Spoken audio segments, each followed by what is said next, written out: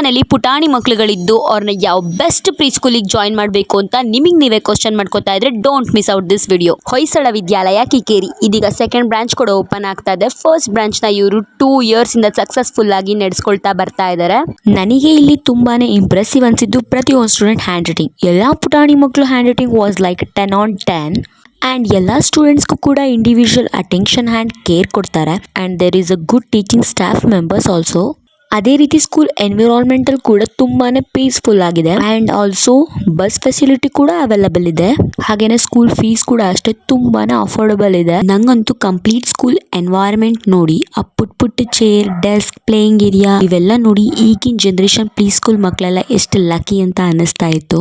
Along with education ಎಲ್ಲ ರೀತಿಯಾದಂತಹ sports, cultural activities and curricular activities ಕೂಡ ಆರ್ಗನೈಸ್ ಮಾಡ್ತಾ ಇರ್ತಾರೆ. Then weekly twice dance class, yoga class, karate class, drama class, ಹಾಗೆ meditation, yoga, ಇನ್ನು ಹೀಗೆ ತುಂಬಾ ಕರಿಕ್ಯುಲರ್ ಆಕ್ಟಿವಿಟೀಸ್ ಇದೆ.